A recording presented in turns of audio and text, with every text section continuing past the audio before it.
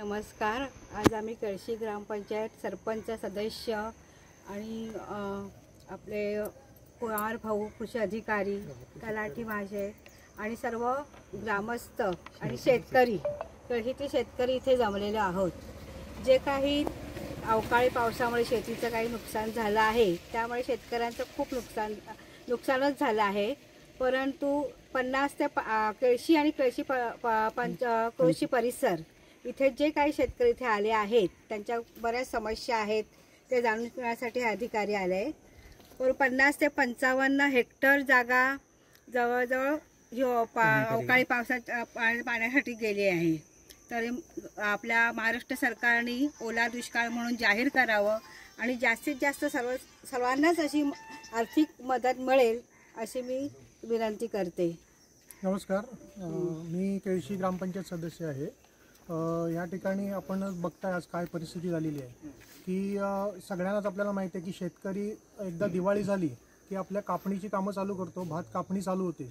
पण यंदाचा जो पाऊस आहे तो अजून दिवाळी संपून सुद्धा जवळजवळ 10 ते 12 दिवस सतत हा पाऊस पडतोय।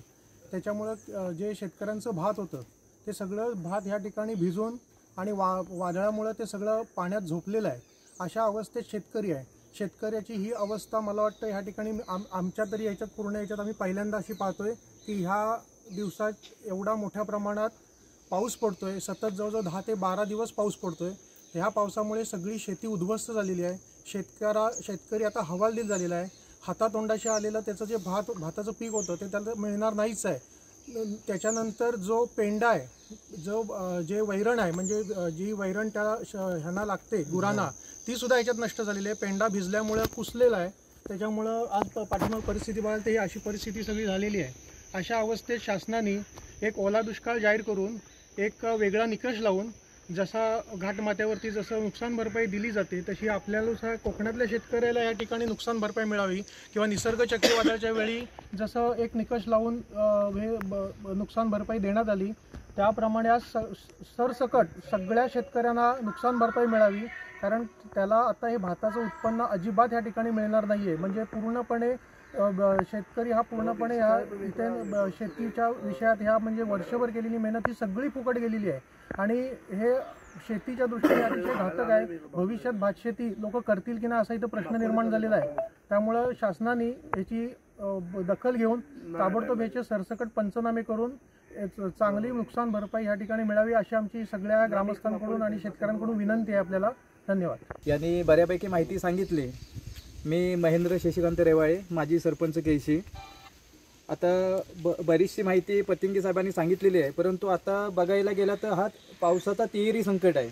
शेतकऱ्यांनी पेरणी केल्यानंतर पाखरांपासून किंवा कीडमुंग्यांपासून ते धान्याची बचाव करणं, त्याच्यानंतर माकडांपासून बचाव करणं आणि त्याच्यानंतर रानटी डुकरांपासून बचाव करणं, ह्या तिहेरी संकटातून शेतकऱ्यांनी जी अजूनपर्यंत हे धान्य जोपासलं होतं, ते पीक जोपासलं होतं, ते ह्या अवकाळी पावसामुळं पूर्ण नष्ट झालेलं आहे। जसं सरपंच महोदय आणि सर्व शेतकरी वर्ग इथं उपस्थित आहेत।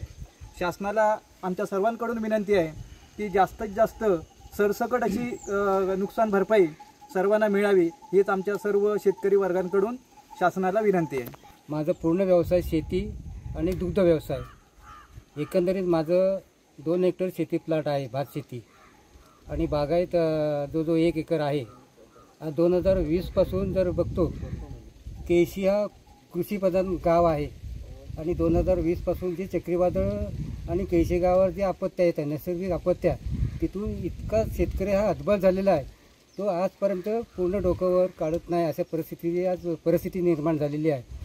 आताचं होणारे भात पीक हे इतकं पाण्याखाली निघून गेले की शेतकऱ्याला इतकं काय करावं आणि काय नको शेतावर जाण्याची सुद्धा अपेक्षा त्याच्या मनामध्ये नाही। इतकं सगळं भात पीक त्याचं नादुरुस्त झालेलं आहे।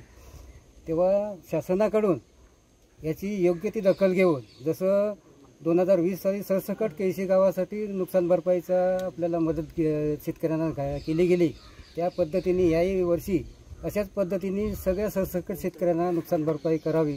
शासनाने याकडे गांभीर्याने लक्ष द्यावं, नाहीतर पुढे येणारा इतका अवघड येणार आहे की शेतीप्रधान गाव असून सुद्धा आम्हाला वेगळ्या पद्धतीने चाकरमानी बनून कुठेतरी शहराकडे स्थलांतरित व्हायची वेळ येईल। अशी वेळ येऊ नये तेव्हा जास्तीत जास्त शेतीकडे माणूस कसा वळतो आहे, आम्ही प्रवृत्त करतो आहे भावी पिढीला, याचा आपण कल लक्षात घेऊन शासनानं जर समजा आत्ताच्या होणाऱ्या नुकसान भरपाई आम्हाला योग्य त्या पद्धतीने समजा मिळवून दिली तर पुढच्या पिढीसुद्धा साठी शेती हा टिकवून व्यवसाय ठेवण्यासाठी आम्हाला त्यांना प्रवृत्त करता येईल. यासाठी मी म्हणतो की सरसकट शासनाने लक्ष देऊन नुकसान भरपाई मिळावी अशी मी शासनाकडे विनंती करतो आहे. आम्ही शेतीच्या बांधावर येऊन आपले कृषी अधिकारी, तलाठी भाऊ आणि सर्व शेतकरी व त्याच पद्धतीने आमची केळशी ग्रामपंचायत, उंबरशेत ग्रामपंचायत काही सदस्य, उपसरपंच वगैरे असे येऊन शेतीच्या बांधावर जाऊन प्रत्यक्ष पाहणी केलेली आहे, पंचनामे घातलेले आहेत. तर शासनाने याकडे लक्ष देऊन तात्काळ आम्हाला नुकसान भरपाई मिळावी हीच माझी विनंती आहे.